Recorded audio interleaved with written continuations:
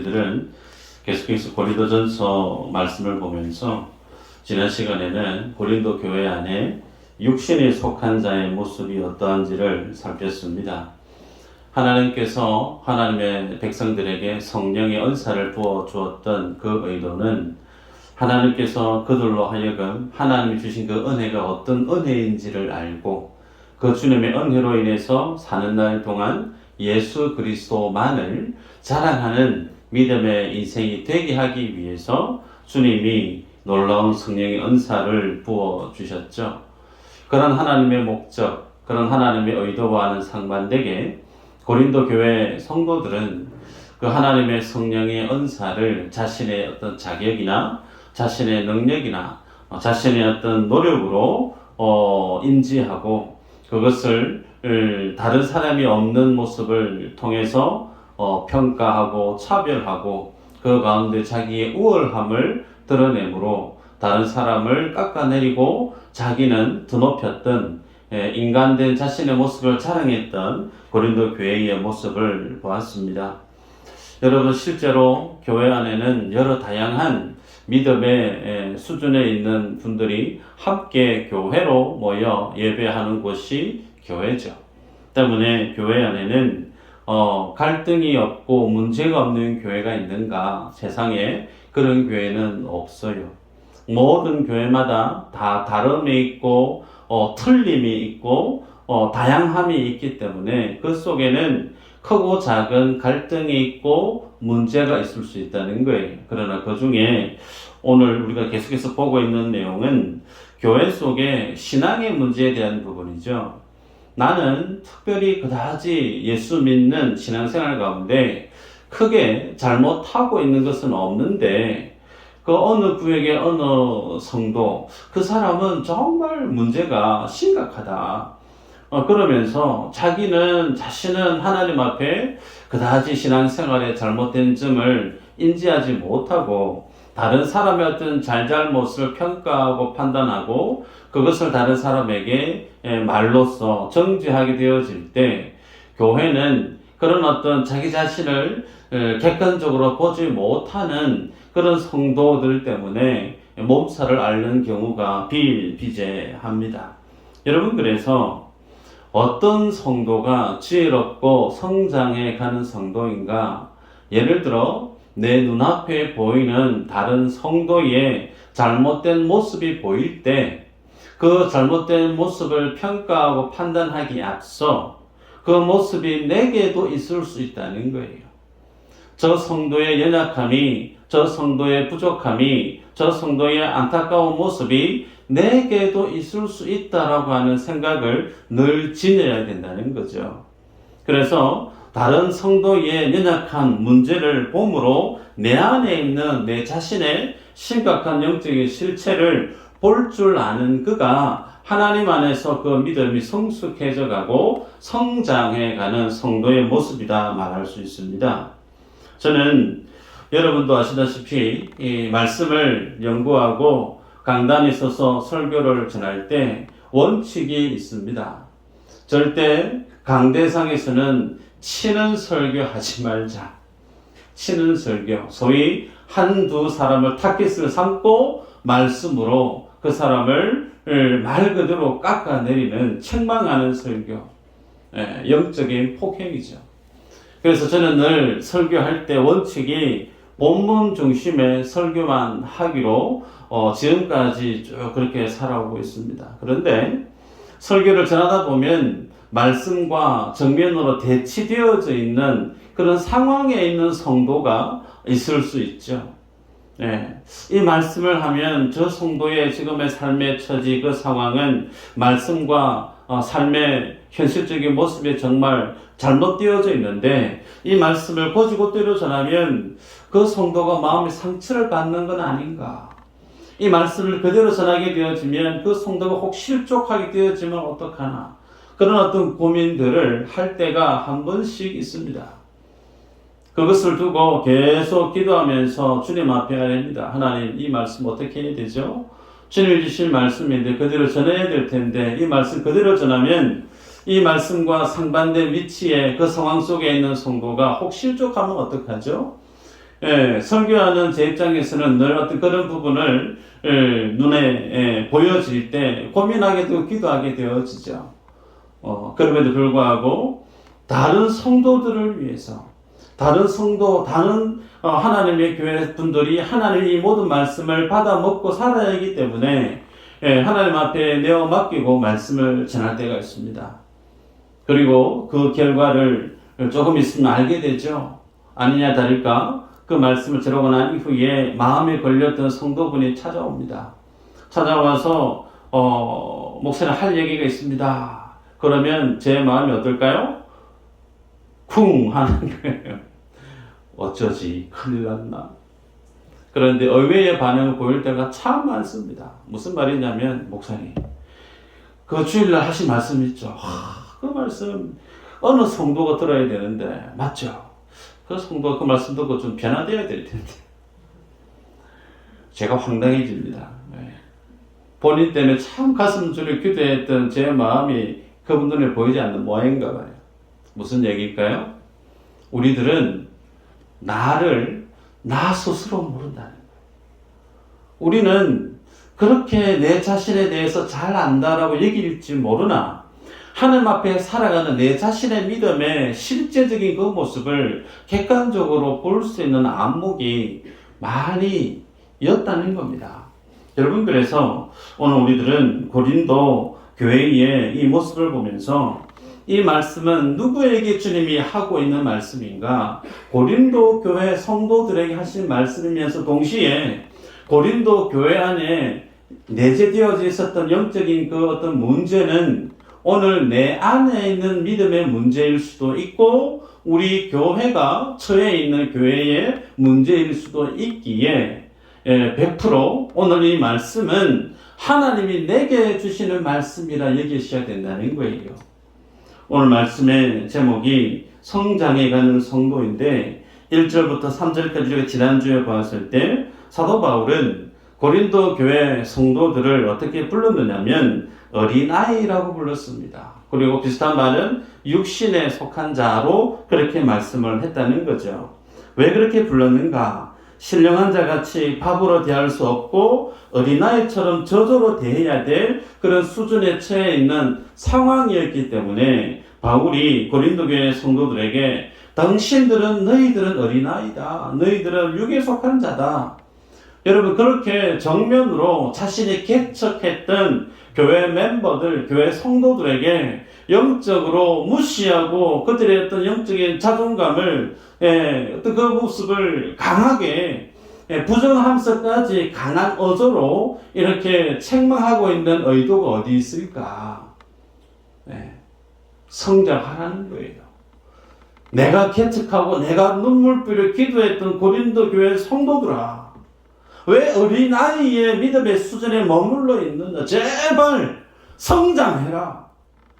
하나님의 그리스도의 장성한 분량에 너희들이 도달해야 될, 성숙해 가야 될 하나님의 백성들이지 않느냐라고 하는 영적인 아비의 마음으로 강하게 고린도 교회 성도들을 책망하고 있는 모습을 보게 되죠. 여러분, 영적인 어린아이 혹은 육신에 속한 자에 해당되어지는 특징들이 있어요. 보면 3절에 보니까요. 너희 가운데 시기와 분쟁이 있으니 어찌 육신에 속하여 사람을 따라 행함이 아니리요 그랬습니다. 영적인 어린아이 수준에 해당되어지는 신앙의 사람의 특징, 시기와 분쟁을 성케하는 사람. 공동체 안에서 시기하게 만들고 분쟁하게 만들고 파당을 만들고 그런 어떤 중심에 있는 사람, 그 사람은 영적인 가난아이와 같다라는 거예요. 그래서 그런 사람은 사람을 따라 행한다라는 거예요. 하나님을 따라 살아가는 게 아니고 사람을 의지하며 사람을 따라가는 사람이다. 그렇게 말씀합니다. 그래서 여기서 사람을 따라 산다라는 말씀이 5절에 있죠. 5절 한번 읽어볼까요? 시작.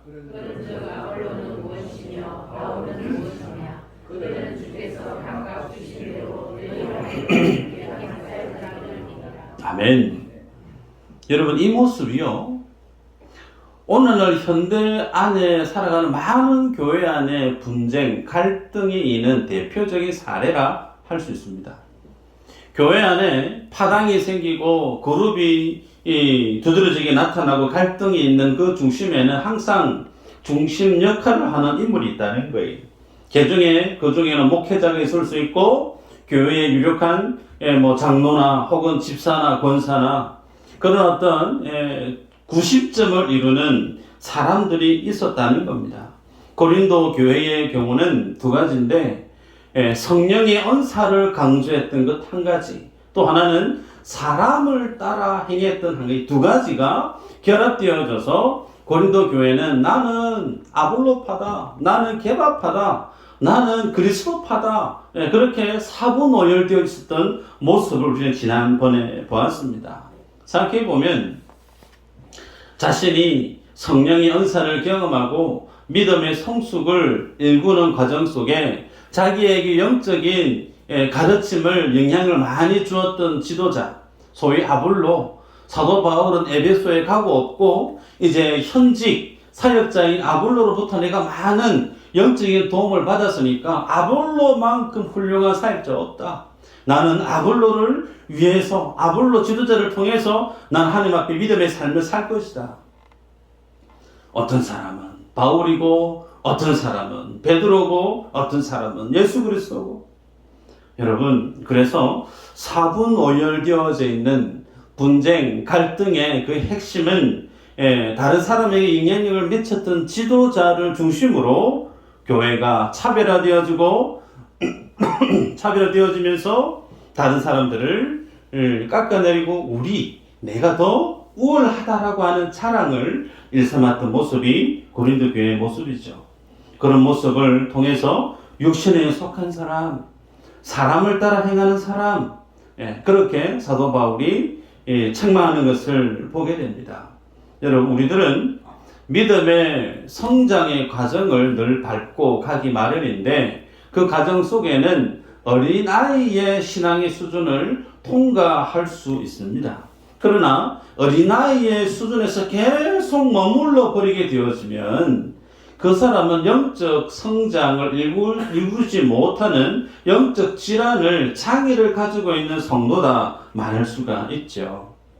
그래서 건강한 성도, 정상적인 성도, 그 사람은 늘 변화해가고 성장해가는 사람입니다. 그래서 그리스도의 장성한 분량에 이르기까지를 힘쓰는 자, 그가 소위 정상적인 성도의 본연의 모습이죠. 그런데 고린도 교회는 그런 어떤 정상적인 신앙의 방향성과는 정반대로 역행하고 있었던 교회가 고린도 교회의 모습이라는 거예요. 성장, 성숙보다 나는 지금 이 모습 이대로 영적인 가난아이의 모습에서 여전히 나 중심의 가치관으로, 나 중심의 삶의 모습으로 판단하고 해석하고 거기에 도달하지 못하면 다른 사람을 깎아내리고, 여러분, 그 모습이 고린도 교회의 모습이었는데 이 모습이 오늘 내 안에 있는 모습은 아닐까요? 혹 이 모습이 오늘 우리 교회 안에 있는 모습은 아니겠습니까? 여러분, 왜 고린도 교회에 이런 어떤 믿음의 성장이 아닌 영적인 퇴보의 모습이 일어났을까? 성경이 사도 바울을 통해서 우리에게 제시해주는 영적인 진단을 한번 보십시다. 같이 한번 읽어볼까요? 히브리서 5장 11절에서 14절까지인데 지난 시간에 보았지만 한 번 더 보도록 하십시다. 한번 읽어볼까요? 시작.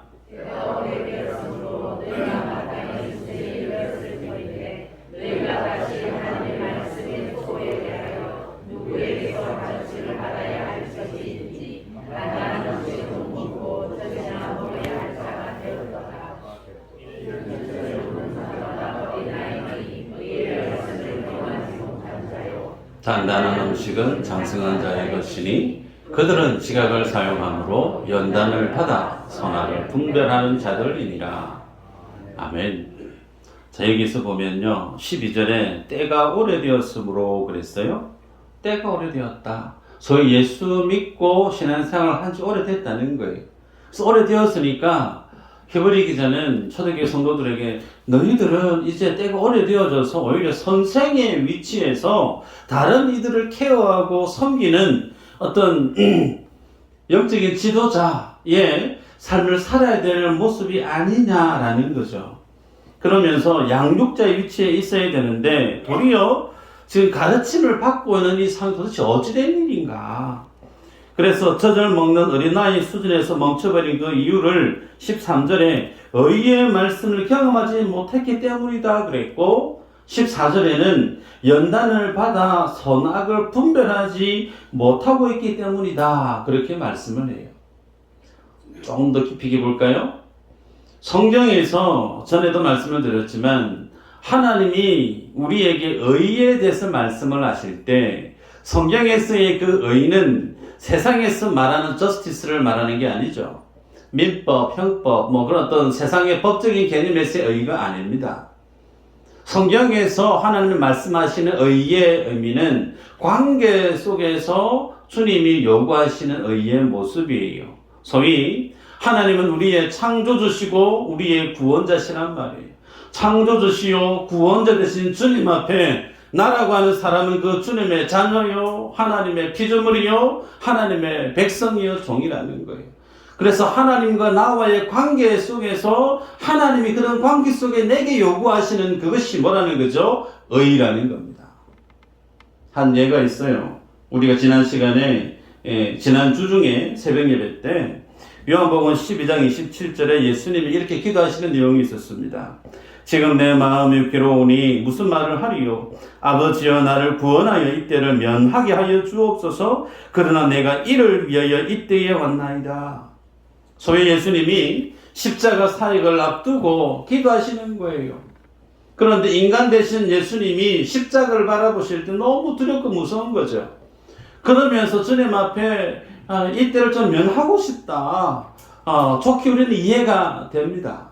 그런데 그 이후에 주님이 내가 이때를 위하여 왔습니다. 소위 내가 두렵고 떨리지만 무섭지만 그럼에도 불구하고 주님이 내게 이 6월절 어린 양으로서의 십자가의 삶을 살게 하기 위해서 나를 보내셨기에 주님 내가 이때 왔습니다. 십자가 지겠다는 거예요.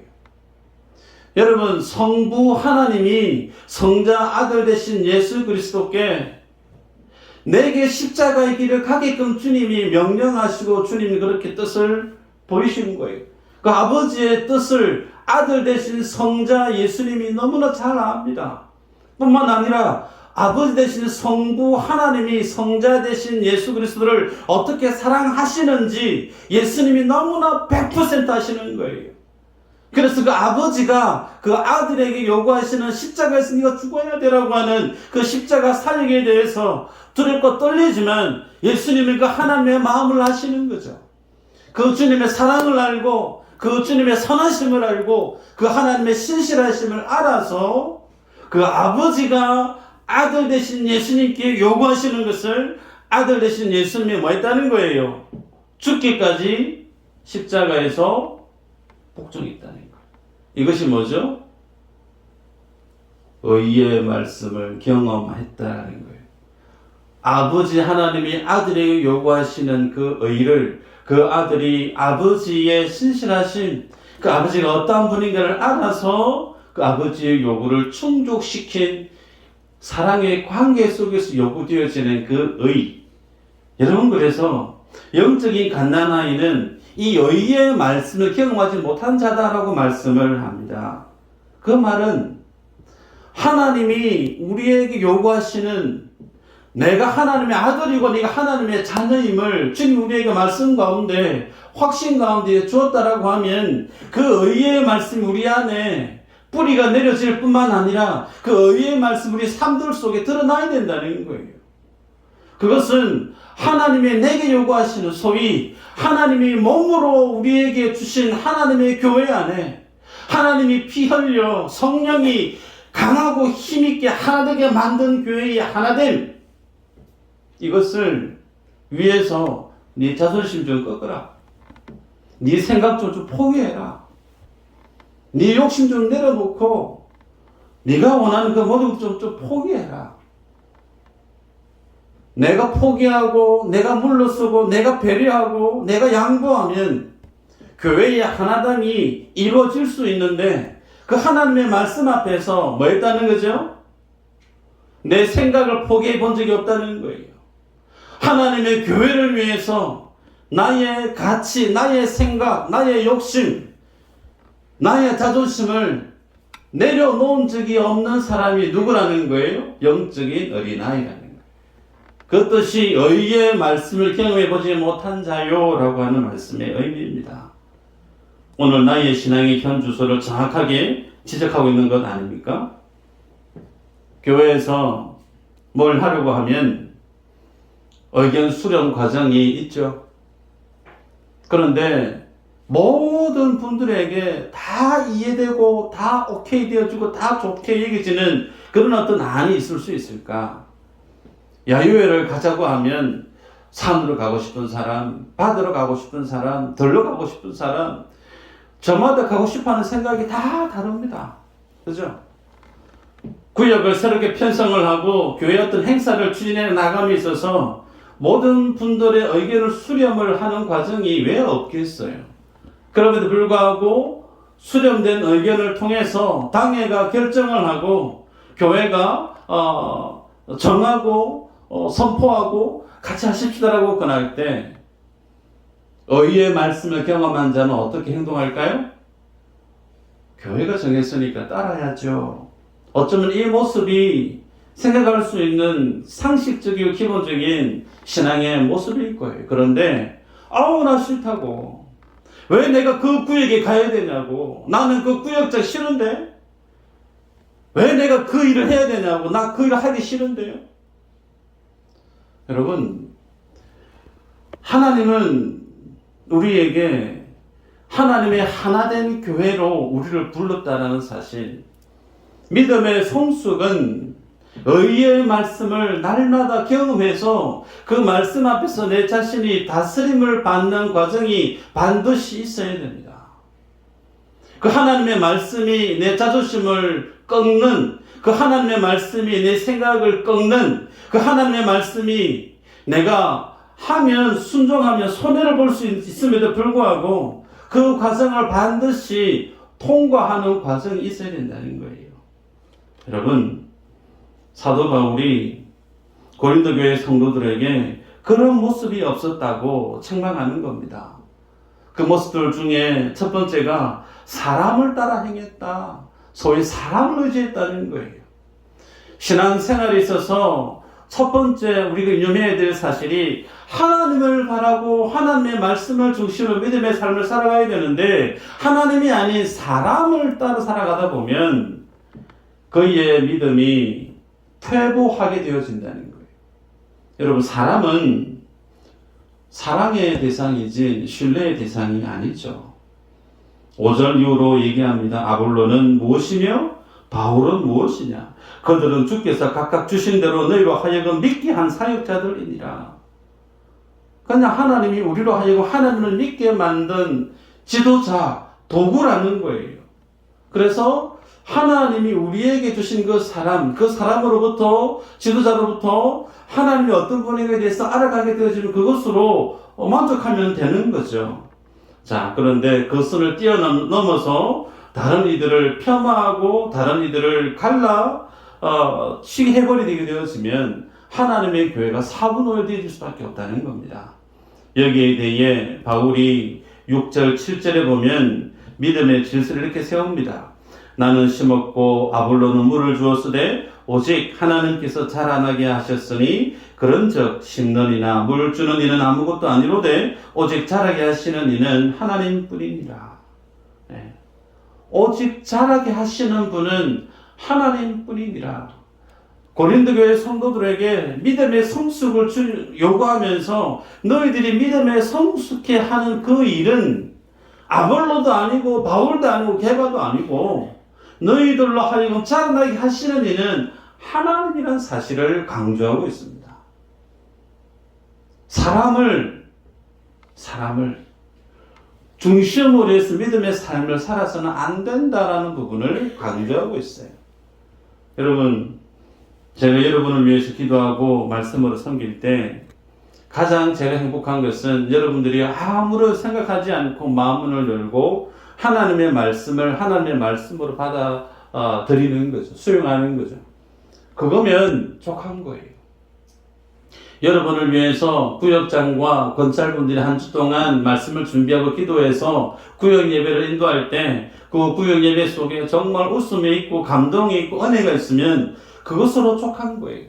그런데 그 선을 뛰어넘어서 이제부터 나는 무조건 내 평생 양목사님께 만난 신앙 지도를 받아야 되겠다. 고마운 말일 수도 있으나 저한테는 그거 좋은 거 아니에요. 나는 이번에 편성되어 있는 구역장 이분에게만 나는 계속해서 신앙의 지도를 받고 신앙의 어떤 관계를 맺었으면 좋겠다. 그거 아니라는 거예요. 구역은 때가 되면 바뀔 수 있죠. 그죠? 미수제 교회 담임 목사, 양승우 목사가 있지만 이 담임의 자리도 제가 아닌 하나님 뜻인 다른 분이 오실 수 있는 거예요. 여러분, 우리의 신앙의 중심은 사람에게 있었으면 안 된다는 거예요. 믿음의 중심은 늘 하나님께 고정해야 우리의 믿음의 정도를 걸어갈 수 있다라는 겁니다. 여러분, 그러면서 8절에 심는 이와 물 주는 이가 한 가지이니 각각 자기가 일한 대로 자기의 상을 받으리라 그랬습니다. 각각 자기의 일한 대로 뭘 받는다고요? 상을 받으리라. 여기에서 오해하시는 분들이 간혹 있습니다. 각각 일한 대로 상을 받는다. 그러니까 어떤 목사님은 여러분 하나님께 상 많이 받으셔야 됩니다. 그러기 위해서 여러분이 일을 열심히 하셔야 돼요. 일 열심히 하고 헌신 많이 하고 헌금 많이 하신 분들은 하나님이 그에게 상을 더 주십니다. 속으로 아멘 하신 분 있을지 모르나 이 말씀은 그 말씀이 아니에요. 각각 자기 일한 대로, 그 말의 의미는 사도는 사도대로, 목사는 목사대로, 전도자는 전도자대로, 장로, 집사, 권사는 권사대로 각자에게 주어진 직임대로 사역하는 그 사람에게 하나님이 상을 주신다는 거예요. 헌신 많이 하면 많이 주고 헌신 안 하면 상 안 주고 그 개념이 아니라는 겁니다. 개인적으로 저는 차등 상등론을 인정하지 않습니다. 하나님은 우리에게 자신의 생명을 주셨어요. 그게 전부예요.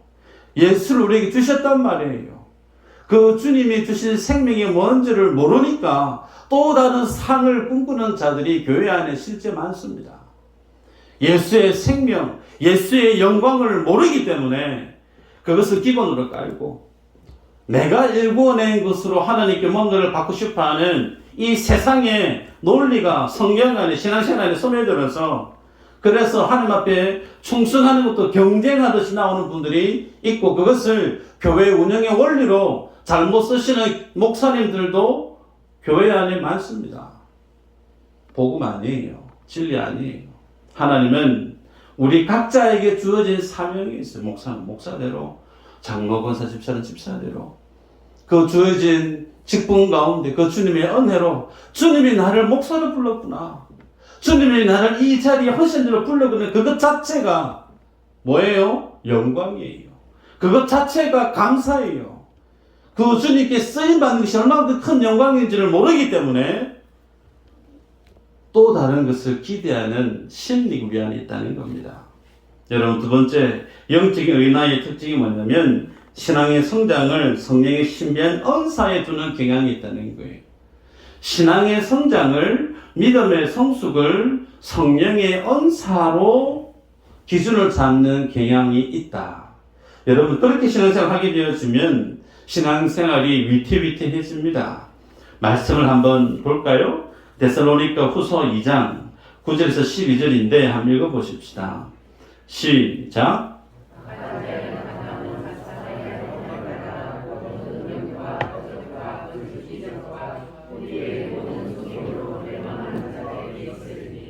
이는 그들이 진리의 사랑을 받지 아니하여 구원함을 받지 못함이라. 이러므로 하나님이 미혹의 역사를 그들에게 보내사 거짓 것을 믿게 하시면 진리를 믿지 않고 불의를 좋아하는 모든 자들로 하여금 심판을 받게 하려 하심이라. 아멘. 말씀에 보면 신비한 능력과 체험을 강조하고 그것을 신앙의 성장의 기준으로 여기게 되어질 때 신앙의 중심이 신비한 체험, 소위 성령의 은사 위주로 편중되어질 때 쉬 사단의 유혹에 넘어질 수 있음을 성경에 기록하고 있죠. 예수님도 마태복음 7장 21절에 말씀합니다. 나더러 주여 주여 하는 자마다 다 천국에 들어갈 것이 아니요 다만 하늘에 계신 내 아버지의 뜻대로 행하는 자라야 들어가리라. 아버지의 뜻대로 행하는 자라야 하나님의 나라에 들어갈 수 있다. 그래서 이제 주님 하시는 말씀이 선지자 노릇하고 귀신 쫓아내고 많은 권능을 행한 자들, 예수님이 다 불법을 행한 자들이라 얘기해요. 그러면서 나는 너를 도무지 모르니 내게서 떠나라 라고 주님이 저주하는 모습을 연이어 보게 되죠. 그래서 주님이 원하시는 성도의 그 믿음의 본질, 그 모습은 어떤 것이냐면 아버지의 뜻에 준하는 믿음의 삶을 하나님이 인정하신다는 거예요. 아버지의 뜻을 모르고 내 뜻대로, 내 열정대로, 내 열심으로 살아가는 거 하나님하고 하등의 관계없는 거예요. 그러면 아버지의 뜻이 뭐죠? 말씀하셔야 되는데 많이 했는데 아버지의 뜻, 하나님께서 예수 그리스도를 땅에 보내셔서 하나님의 보내신 자 예수 그리스도를 아는 거. 성경은 예수 그리스도를 아는 것이 뭐라고요? 영생이라 말씀하죠. 하나님이 예수 그리스도를 땅에 보내신 그 예수를 알고 그 예수님을 믿는 그것이 하나님의 뜻이고 하나님의 일이고 그것 본질은 예수의 생명이라고 주님이 요한복음에 누누이 강조하지 않습니까? 그러기에 여러분, 성도가 주 안에서 성숙해가는 과정 반드시 있어야 되고, 성경은 성숙의 과정을 뛰어넘어서 어디까지를 우리에게 요구하고 있느냐면 완전한 자로 서기까지 믿음의 열심을 우리에게 촉구합니다. 말씀을 볼까요? 골로새서 1장 25절에서 29절 한번 읽어보십시다. 좀 길지만 자 보십시다. 시작. 내가 교회에 이끈 것은 하나님이 너희를 위하여 내게 주신 하나님의 말씀을 이루어합니다.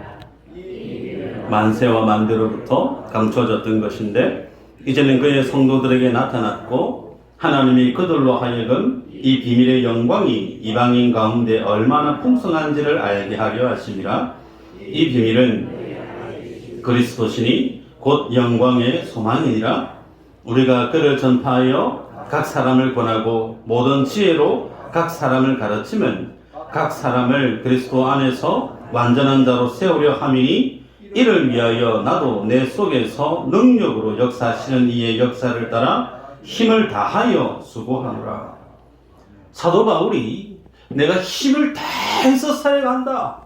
내가 있는 힘껏 다 쥐어짜면서 내가 하나님의 일을 사역하는데 그 사역, 일하는 목적이 뭐라고요?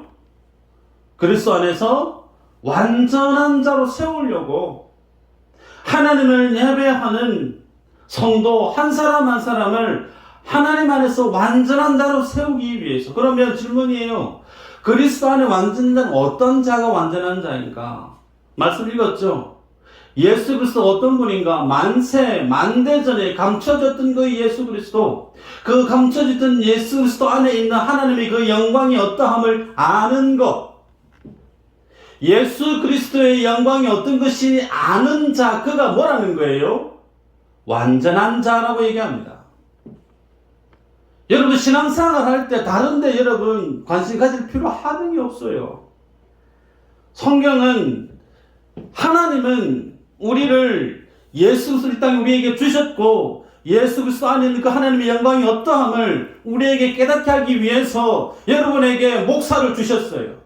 여러분에게 장로를 주셨고 여러분에게 미수제 교회를 주셨고 여러분이 살아오는 날 동안 학교를 졸업하게 만들었고 직장에서 수많은 일들을 경험하게 만들었고 기도하는 와중에 하나님의 신비한 은혜의 체험을 했고 그 모든 것들이 뭐라는 거예요? 하나로 귀결됩니다. 예수 그리스도의 영광을 아는 자.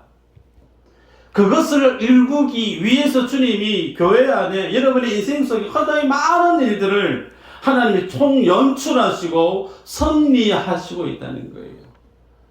이거 한 가지예요. 예수 믿는 거 다른 데 관심 가질 필요 없습니다. 내게 주신 예수 그리스도의 그 영광이 어떠함을 제가 여러분에게 질문을 던지면 그 주님의 영광은 이러이러합니다. 몇 문장으로 표현할 수 있을까? 그 영광을 모르는 분은 잘 모르겠는데요. 아마 이런 반응이 있을 거예요.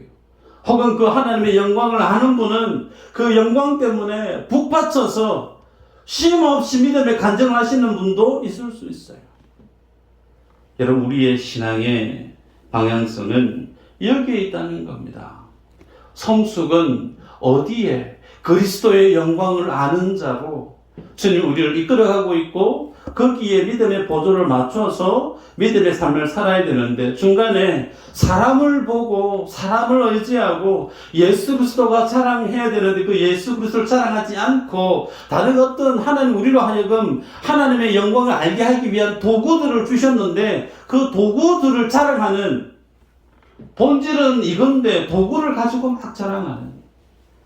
여러분 식당에 가서 맛있는 거 드시러 가셨으면 맛있는 거 드셔야 되잖아요. 그 식당 인테리어 보고 나오면 됩니까? 맛있는 거 드시러 가서 맛있는 거 드시고 나와야 되죠. 신앙생활, 믿음의 성숙, 그 하나님의 영광을 알고 그 하나님의 영광에 잠겨서 그 주님으로 마음껏 기뻐하고 즐거워하고 자랑하고 이 삶을 누리기를 주님이 우리에게 원하시는 거예요. 모든 분들이 이 믿음의 은혜를 누리는 믿음의 권속들 되시기를 주 이름으로 축복합니다. 기도합니다.